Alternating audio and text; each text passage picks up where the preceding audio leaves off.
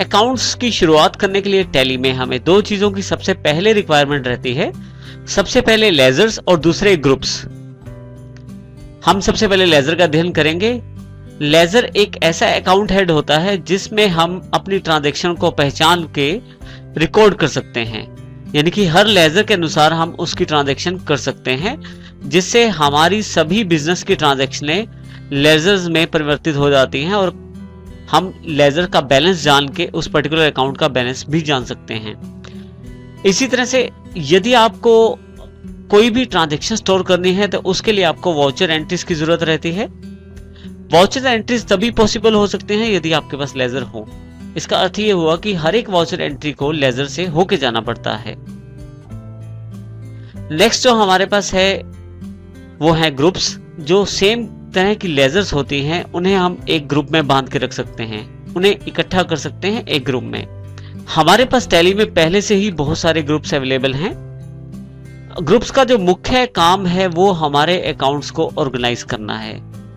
ये कार्य वो एक समान रूप वाली लेजर्स को इकट्ठा करके करता है। इसी तरह से जो लेजर है उसको ग्रुप किया जा सकता है उसको बनाते समय, और यदि आप चाहें तो किसी भी अकाउंट का ग्रुप आप अपनी आवश्यकता अनुसार बाद में भी बदल सकते हैं। हमारे पास टैली के द्वारा 28 ग्रुप प्रदान किए गए हैं, जिसमें 15 जो है प्राइमरी ग्रुप्स के अंतर्गत आते हैं और 13 जो है सब ग्रुप्स के अंतर्गत आते हैं। यदि भी यहाँ ध्यान दे तो प्राइमरी ग्रुप के अंतर्गत branch, capital account, current assets, इस तरह के काफी सारे ग्रुप्स अवेलेबल हैं।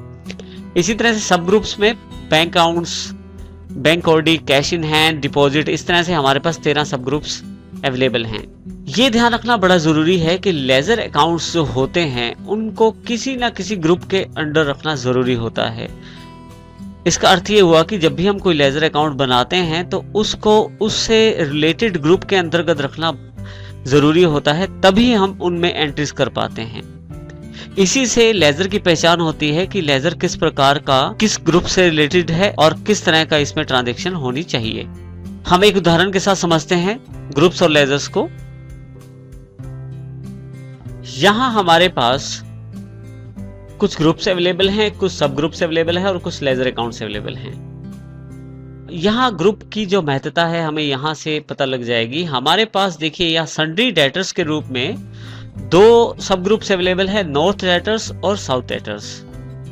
नॉर्थ डेटर के अंतर्गत हमारे पास 2 स्टेट के डेटर्स का डेटा अवेलेबल है, जिसमें यूपी के डेटर्स अवेलेबल हैं और पंजाब के डेटर्स हैं।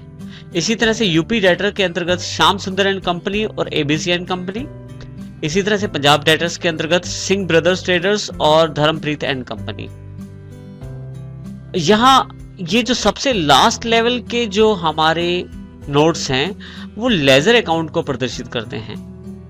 इसका अर्थ ये हुआ कि जब भी हमें एंट्री करनी है तो हमें Shyam Sundar and company, Singh brothers, ABC company, Dharampreet and company इसमें करनी है।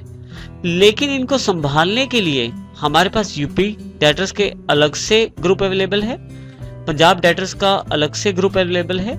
हमें इसका बेनिफिट क्या होगा, हम अगर चाहते हैं यूपी डेटर्स का बैलेंस देखना तो हम आराम से देख सकते हैं। इसी तरह से पंजाब डेटर्स का देखना चाहते हैं बैलेंस तो उन दोनों का, जितने भी पंजाब के डेटर्स हैं उनका बैलेंस हम आराम से देख सकते हैं। इसी तरह से अगर आप नॉर्थ डेटर्स यानी कि नॉर्थ इंडिया के जितने भी डेटर्स हैं, जैसे हमारे पास 2 हैं यूपी और पंजाब, इन दोनों की अकाउंट्स की जानकारी चाहिए तो नॉर्थ डेटर पे यदि आप जाएं तो यहाँ जो बैलेंस मिलेगा वो यूपी डेटर्स और पंजाब डेटर्स को मिला के अवेलेबल हो जाएगा। इसी तरह से सन्ड्री डेटर पे एक ग्रुप और ऊपर चले जाएं तो हमारे पास नॉर्थ डेटर, साउथ डेटर या जितने भी इस तरह के डेटर्स हमारे पास अवेलेबल रहेंगे, जितने भी ग्रुप्स हैं उन सब की समरी वैल्यू हमें सन्ड्री डेटर्स में अवेलेबल हो जाएगी। इस तरह से हम अपने अकाउंट्स को ग्रुप और लेजर के जरिए बना सकते हैं और इस तरह